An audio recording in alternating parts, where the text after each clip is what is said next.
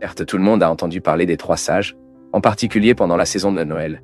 Habituellement, les gens conduisent des berceaux, font des personnages, et toujours les trois sages sont présents dans ces illustrations. Mais la vérité est que la Bible ne dit pas que trois sages sont allés visiter Jésus après sa naissance. La Bible dit seulement que certains sorciers de l'Est sont allés visiter Jésus, mais nulle part le texte biblique indique qu'ils étaient trois magiciens, et que ces sorciers étaient des rois.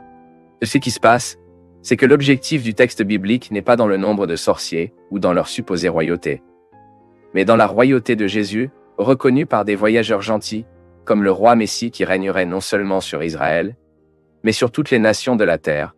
Mais alors, d'où cette idée est-elle venue de ces trois sages sont allés visiter Jésus? La croyance que les hommes qui ont visité Jésus étaient trois sages sont émergées des traditions anciennes et des légendes de Noël, et non de la Bible. Même les traditions les attribuent à nom de Melchior, Balthazar et Gaspard. Et ils disent aussi qu'ils venaient de trois pays. L'un serait venu d'Inde, une autre d'Égypte et d'une de Grèce.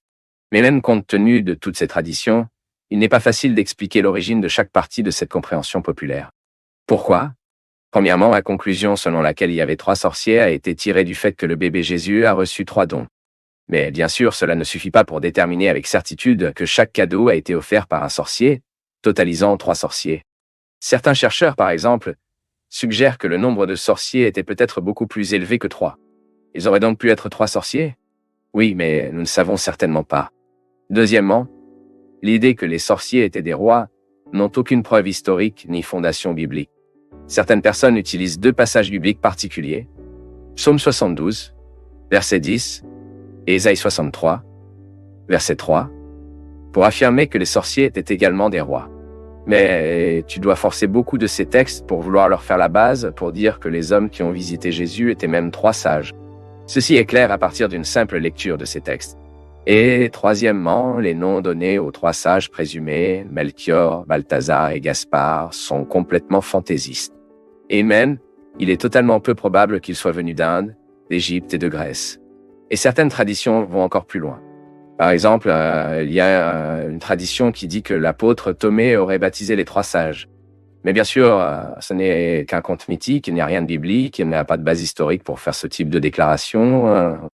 Alors, face à tout cela, qui étaient en fait les sorciers qui ont visité Jésus? Écoutez, la vérité est que nous savons très peu les sorciers qui sont allés visiter Jésus après sa naissance. Nous savons seulement qu'ils sont arrivés pour la première fois dans la ville de Jérusalem, venant de l'Est, suivant une étoile. Et le but des sorciers devait adorer le roi nouveau-né des Juifs, comme nous le lisons dans Matthieu chapitre 2, versets 1 et 2. À Jérusalem, nous savons que les sorciers ont rencontré Hérode. Même la façon dont Hérode a accueilli les Wizards ne semble pas indiquer qu'ils étaient des rois. Ce n'était pas une telle réception cordiale. Et à Jérusalem, les Wizards ont reçu les informations que les Écritures ont prophétisées que le garçon serait né dans le modeste Bethléem de Juda. Ils pouvaient aussi l'adorer alors qu'en fait Hérode voulait tuer le garçon. Et sur le chemin de Bethléem, les sorciers ont encore vu l'étoile brillante qui les a guidés vers l'endroit exact où Jésus était. Et quand ils sont arrivés à Bethléem, nous savons que les sorciers se prosternent devant Jésus et l'adoraient. Ils ont également ouvert leur coffre et ont présenté au garçon l'or, l'encens et la myrrhe. Et après avoir été avertis par Dieu dans les rêves de ne pas retourner à Hérode, les sorciers sont partis et sont retournés dans leur pays dans l'autre sens. Et une curiosité intéressante est que lorsque les sorciers sont arrivés à Bethléem, Jésus n'était plus dans la crèche, comme le décrit populairement. Les berceaux amènent généralement le bébé Jésus couché dans la crèche et les sorciers là-bas aux côtés de Joseph et Marie. Mais en fait, lorsque les sorciers sont venus à Jésus, il n'était certainement plus dans la crèche. Ce qui s'est réellement passé, c'est que les sorciers ont visité Jésus dans une maison, pas dans une écurie. C'est ce que nous lisons dans Matthieu chapitre 2, verset 11. Et certains érudits suggèrent toujours que cette visite se serait produite après plusieurs jours, semaines ou même des mois de naissance de Jésus. Et une autre question que les gens posent généralement est d'où viennent les sorciers? Est-ce qu'ils ont fait? À ce sujet, ce que nous pouvons dire, c'est qu'il n'y a pas unanimité parmi les chercheurs sur l'endroit d'où les sorciers proviennent. La Bible dit seulement qu'ils venaient de l'Est.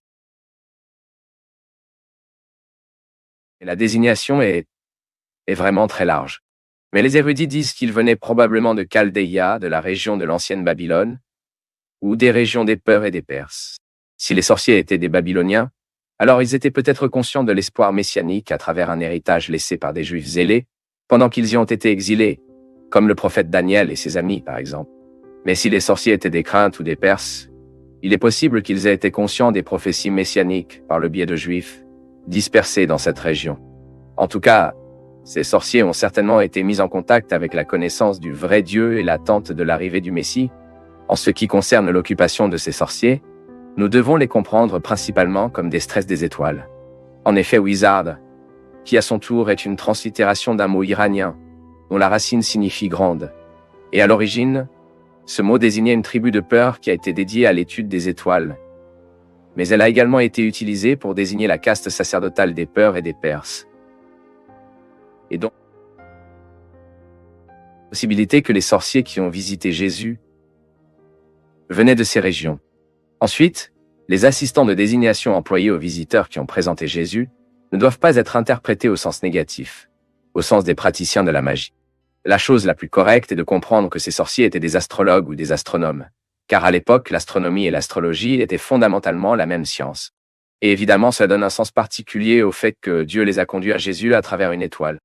Et pour conclure, bien que nous ne savions pas qui étaient ces sorciers, combien ils étaient, quels étaient leurs noms et d'où ils venaient, nous savons la chose la plus importante.